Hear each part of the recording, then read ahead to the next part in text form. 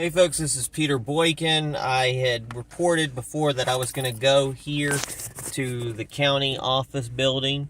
I did this morning. They didn't allow phones, but they do stream it. I got there about 9:30. I think people got to sign up to speak a little early. So I did not get a chance to speak, but I did sit next to Rudy, who owns the Rad Range. And there was a lot of speaking that was going on about the certain situation, and a lot of accusations. Rudy didn't really get much to speak during that time. There was a lot of people accusing of bullets and things going past them, and people scared of weapons, and then somebody saying they were hunting. And so finally got to the point where they started talking about the actual ordinance, and the commissioners did a good job letting people know they are definitely Second Amendment. Sheriff Johnson was there. He talked about it as well, where we've got this mixture of wanting to do something about the unlawful discharge of weapons, but making sure that people still had their right to the bear arms, and exactly the kind of things that we want to make sure that this doesn't go overboard. So what they've done is they went over and said some of the sections that the city attorney came up with redundant, some things were vague, and that they would not read through it today because they have to have 2 readings before they'd vote.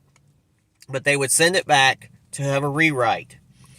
During this time, Sheriff Johnson was called up to speak about it, and he talked about what was going on. And then finally Rudy, because they kept asking questions and stuff, he was able to, as an expert witness of owning a gun range, was able to attest about the situation and how he did everything properly, how his range does. Someone else asked him, there's new property that moved in? And then Rudy got to say, yes, there is new property that's moved in. They clear-cut land around him, and that his the true purpose he believes is that they are trying to do a land grab. It is more of the urban development moving into the county, trying to push out a gun range because people don't want to live next to a gun range. My point that I would like to bring up and would have liked to have said is that I believe in life, liberty, and equal justice. And that's part of our Constitution. And thank you for allowing our First Amendment where we can come and speak. But our Second Amendment is very crucial for our right to bear arms, and they shall not be infringed. And then I was worried about these ordinances. Are they really needed because we've been fined beforehand? Or is this just a dispute from some neighbors that come on to complain?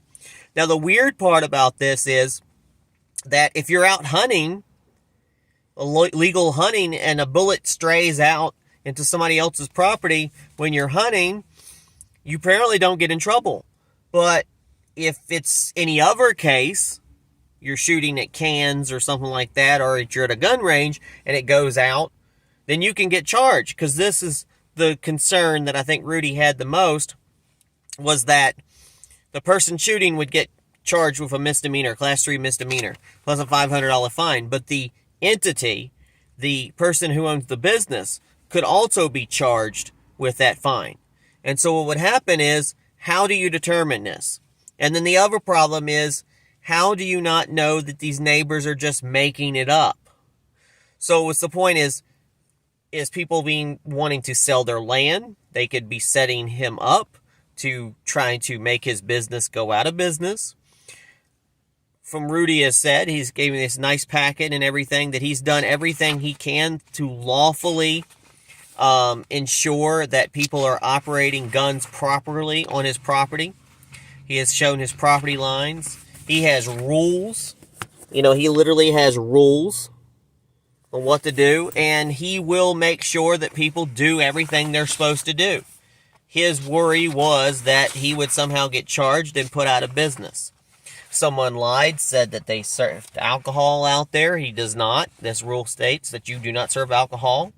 Or people cannot, if they're intoxicated, and that's intoxicated by the law, or under a substance by the law that's illegal to fire in firearms. And so it's a heated debate. It's a heated topic. The main concern is, where do we, like anything else, Where do we ensure that we have our gun rights without infringing on our gun rights, but keep people safe? And where does this become just a neighbors talking about bullets whizzing by their heads and stuff, and a tree, and they made it sound like there's a war zone going on, and they're daily buzzing ass trees, and there's bullets going this way.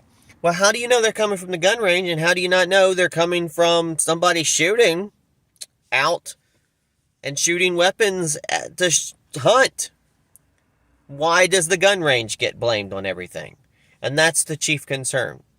So the next meeting, I think, is April 17th. I'll probably come back to that. We'll see the update. Hopefully there'll be some resolution. More than likely they might be an ordinance, but they want to make sure the wording of the ordinance does not encroach on our Second Amendment, does not encroach on businesses, does not cause problems. I still feel like that we don't really need an ordinance.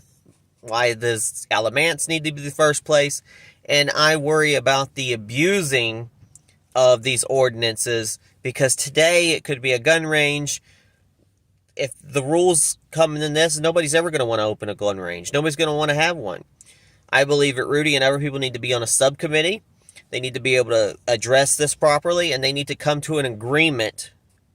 Definitely.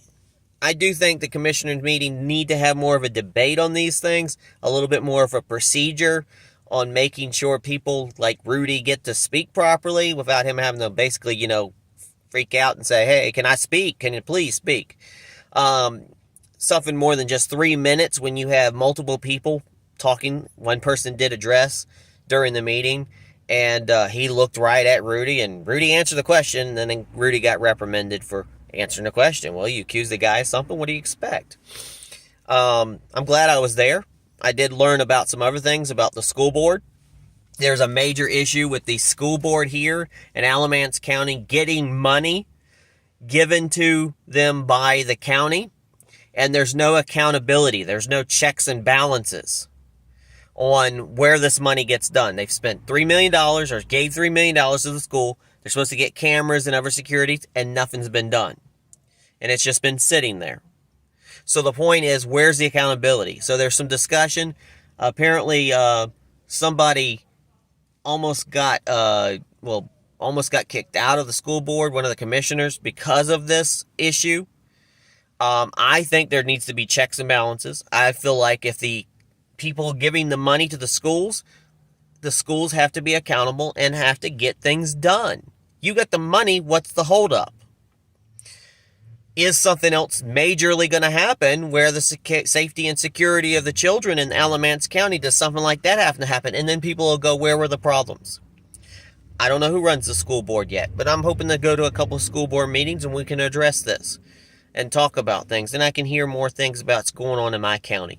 So if you've got something going on in your county in North Carolina, or you've got something that you need me to come speak on, something interesting in the North Carolina area, let me know. Let me know when the meetings are, and I will try to get to those meetings. I will sit in. I will address these issues. I'll say what I need to say to help you out. That's what I'm doing. I'm running for North Carolina Lieutenant Governor in 2024. And this is the kind of responsibilities that we do, is reach out to the public, find out some information, see how the processes go, and raise voices and find out what we can do. Go to peterboykin.com, check out the website. My issues are there. Everything's there. And of course, I put out videos all the time. Thank you for tuning in. Please share this in North Carolina. And thank you for listening.